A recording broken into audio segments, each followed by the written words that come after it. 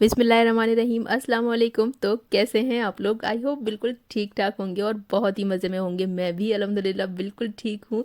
तो भाई आ गया फाइनली व्लॉग, शादी वाला व्लॉग। तो ये व्लॉग उस दिन का है जिस दिन हम लोग आगरा पहुँचे थे शादी अटेंड करने के लिए, मतलब शादियाँ अटेंड करने के लिए।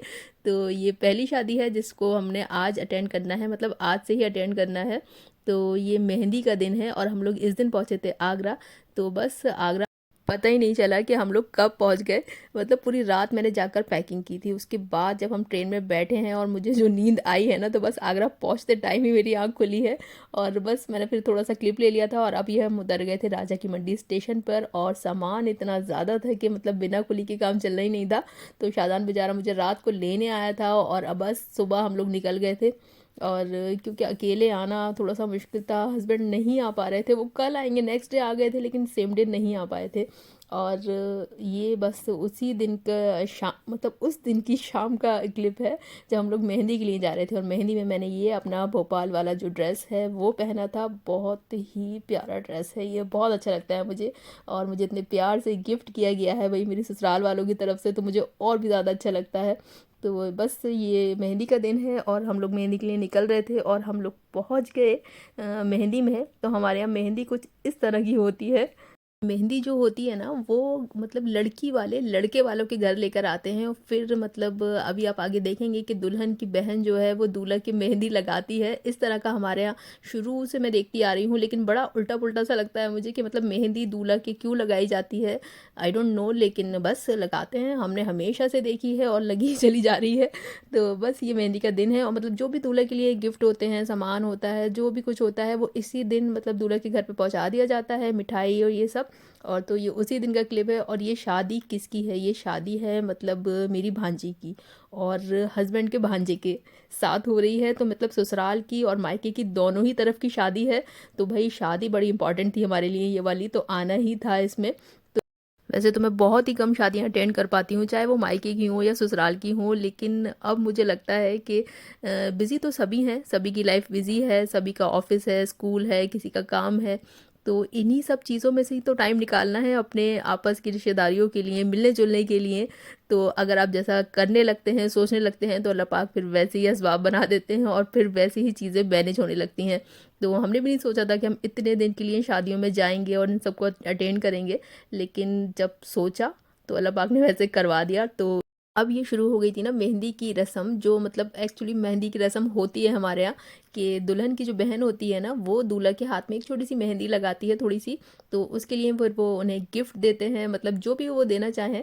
तो मतलब शायद उन्होंने सोने की रिंग दी थी इस टाइम। तो जो भी वो गिफ्ट देना चाहें वो देते हैं, फिर मिठाई वगैरह खिलाई जाती है। तो इस तरह की ये कुछ रस्म है। और ये सब मतलब यही चल रही थी। मैं अपना साइड से बैठ कर ना थोड़े से वीडियो क्लिप ले रही थी, क्योंकि बहुत मुश्किल होता है इतनी सारी भीड़ में से ना थोड़े बहुत भी क्लिप सही से आ जाए ना आपके पास, तो बड़ा मुश्किल होता है। और ऐसा नहीं होता कि आप भीड़ को हटा के और जाके ना वीडियो बनाने लगे, तो वो हिम्मत तो मुझे नहीं लगता मेरे अंदर कब आएगी।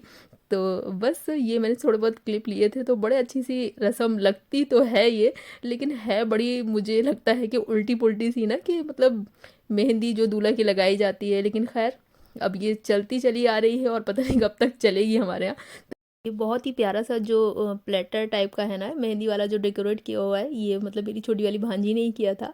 तो बहुत ही प्यारा लग रहा था ये। और उसके बाद बस हम लोग निकल गए थे घर के लिए, क्योंकि ठंड बहुत ज़्यादा थी। और ये हम सुबह सुबह पहुंच गए थे ना, मतलब शॉपिंग करने के लिए। शॉपिंग तो अभी तक हमारी ख़त्म हुई ही नहीं थी। तो ये मतलब आगरा की एक बहुत ही फेमस वाली शॉप है, बाबा गारमेंट्स करके। तो यहाँ मुझे शादन लेके गया था अचानक से। मतलब इब्राहिम का जो सूट था, जो मतलब हमने लेना था, ले लिया था हमने अपने दिल्ली से ही। तो उसमें कुछ साइज़ में इशू हो गया था। तो फिर हस्बैंड का फ़ोन आया कि वो सूट नहीं आ पाया है, तुम अब सुबह वहीं से ले लो। तो बस मुझे सुबह सुबह मतलब बारात वाले दिन सुबह निकलना पड़ा उसका सूट लेने के लिए। तो इब्राहिम को फिर ये वाला सूट पसंद आया। बहुत जल्दी ये सूट हमने पसंद कर लिया था और ये मेरी लाइफ की पहली शॉपिंग थी जो मैंने इतनी जल्दी कंप्लीट कर ली थी। मतलब इतनी जल्दी कोई चीज़ मुझे पसंद आ गई थी। तो ये बस बारात की रात का क्लिप है। ये हम बारात में जा रहे थे और बारात में हमें जाना था आगरा से फ़िरोज़ाबाद। तो वो हम जा रहे हैं बाय कार। और मतलब ठंड इतनी कोई ज़्यादा है ना कि आपको क्या ही बताया जाए। लेकिन स्वेटर किसी ने नहीं पहना। मतलब मुझे उम्मीद है कि अगर मैं पहन कर नहीं आई हूँ तो वहाँ भी कोई नहीं पहना होगा, क्योंकि सबका वही मसला है। मतलब सर्दियों की शादी और बिना स्वेटर के करनी है। तो हम लोग जा रहे हैं फ़िरोज़ाबाद। और आगरा से फिरोजाबाद की दूरी ना कुछ 1 घंटे की है। और तैयार होने के बाद, गरारा पहनने के बाद ना 1 घंटे तक अगर आपको गाड़ी में बैठना पड़े तो कैसा लगता है। मतलब मुझे पता है, ऐसा लग रहा था कि जल्दी से हम पहुंच जाएं। और अब ये हम पहुंच गए थे, मतलब 1 घंटे से कम में ही पहुंच गए थे अल्हम्दुलिल्लाह। और ये हम लोग पहुंच गए शादी में। और ये है मेरा गरारा। तो मैंने कहा चलो थोड़ा सा गरारा तो दिखाना ही है ना आप लोगों को। तो और मतलब मेरे पैरों में इस टाइम इतनी ज़्यादा तकलीफ़ थी ना, क्योंकि बस क्या बताऊँ मैं आपको, 2-3 दिन से चल रही थी शॉपिंग। और उसके बाद मतलब पूरी रात मैंने की है पैकिंग। और सुबह मैं आ गई हूँ मतलब दिल्ली से आगरा। फिर उस शाम में की मेहंदी अटेंड, फिर नेक्स्ट डे चले गए शॉपिंग के लिए, फिर शाम में की बारात अटेंड। तो मतलब मेरे पैरों में बहुत ज़्यादा स्वेलिंग हुई हुई थी इस टाइम। लेकिन खैर बस शादी में पहुंचने के बाद, इतने सारे अपनों से मिलने के बाद और बच्चों को इतना खुश देखने के बाद ना, तो बस सारे गम भूल ही थे अपने। तो कोई पैरों में दर्द महसूस ही नहीं हो रहा था। वो फिर बाद में हुआ था घर पहुंचने के बाद। तो ये बच्चे खा रहे हैं कबाब, बच्चों के फेवरेट। मतलब खाना बहुत अच्छा था, शादी बहुत अच्छी थी अल्हम्दुलिल्लाह। लेकिन इस शादी में ना हस्बैंड को फ़ोन कर करके बुलाना पड़ रहा था, क्योंकि ये थी उनके ननिहाल की शादी और मेरे ददियाल की शादी। तो मतलब मैं अपने लोगों में और वो अपने लोगों में, मैं इस तरह से हो गया था। ये पहली शादी है कि हम लोगों ने खाना भी साथ में नहीं खाया। मतलब उन्होंने अलग खा लिया और मैंने अलग खा लिया, ऐसा हुआ था। और ये शादियों की शान, जहाँ पे हम आ गए थे गोलगप्पे। इसके बिना तो हमारे यहाँ शादी मतलब पूरी होगी नहीं कि हम शादी में गए हैं। चाहे एक ही खाना है लेकिन खाना ज़रूर है। तो अच्छा, ये जो गरारा आज मैंने पहना है बारात में, तो मुझे लगता है कि इसके बारे में कोई ना कोई क्वेश्चन तो ज़रूर ही आएगा। तो मैंने कहा चलो मैं आपको बता ही देती हूँ साथ साथ कि ये मैंने खुद डिज़ाइन करके बनवाया है। मतलब इसको मैंने रेडीमेड नहीं लिया है। इसका मैंने कपड़ा लिया था पुरानी दिल्ली से, चांदनी चौक से। और फिर उसके बाद मैंने इसको स्टिच करवाया था। और ये बहुत बहुत बहुत ही खूबसूरत गरारा है। इसलिए नहीं कि ये मेरा गरारा है, बाकी ये बहुत अच्छा है। और ये खदीजा की जो ड्रेस है जो मैंने बनवाई थी, इस बार मैंने सारे ही कपड़े ना खुद ही डिज़ाइन करके बनवाए हैं। और ये देखिए हस्बैंड जो हैं वो पीछे बातें कर रहे हैं, हम लोग अलग खड़े हुए हैं। क्योंकि भाई शादी ही ऐसी थी, मतलब तुम अपने घर वालों के साथ और हम अपने घर वालों के साथ। तो कुछ इस तरह की शादी थी। और बच्चे भी ना मेरे खूब ही खुश थे शादी में आने के बाद, खूब शादी इंजॉय कर रहे थे।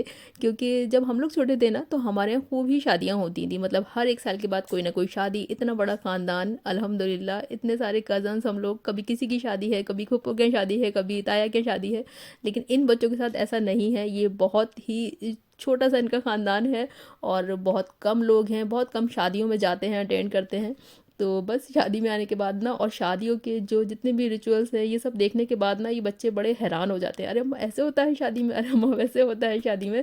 और खूब शादी इंजॉय कर रहे हैं, खदीजा भी, इब्राहिम भी। और और ये आ गई हमारी दुल्हन। तो बस निकाह के बाद जब दुल्हन को स्टेज तक लेके जाते हैं ना, तो इस तरह का कुछ सेटअप बनाया हुआ था, उसमें लेकर जा रहे थे। ये बड़ा ट्रेंडिंग है इस टाइम, बहुत चल रहा है ये, और अच्छा भी लगता है। तो बस शादी में बहुत सारी रस्में ऐसी होती हैं जो हम लोग मतलब करते हैं, नहीं करनी चाहिए। लेकिन बस किसी और मकसद से नहीं, सिर्फ थोड़ी सी दिल की खुशी के लिए ही करता है इंसान। तो ये बस पहुंच गई थी दुल्हन, स्टेज पे पहुंच रही थी। लेकिन फोटोग्राफर जो है ना वो उसको पहुंचने नहीं देते, बड़ा टाइम लगाते हैं स्टेज पे पहुंचने में।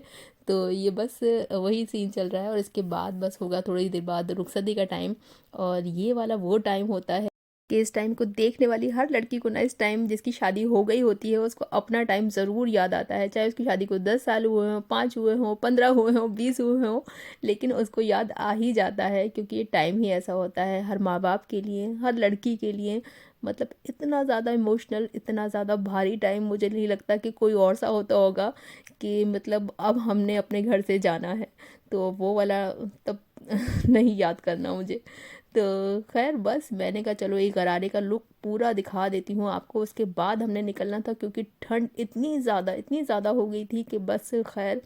और ये बिल्कुल ख़त्म, सारा मैदान साफ़ हो चुका था।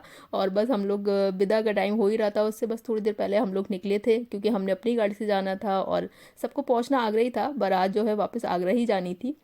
बारात का फंक्शन ख़त्म हो गया था और हम लोग निकल गए थे आगरा के लिए। और मतलब बड़ा ही मुश्किल होता है शादी की या किसी भी फंक्शन की आपको वीडियो जब बनानी होती है ना, उसमें आपने ये सोचना होता है कि किसी का फेस ना आ जाए, शायद किसी को अच्छा ना लगे।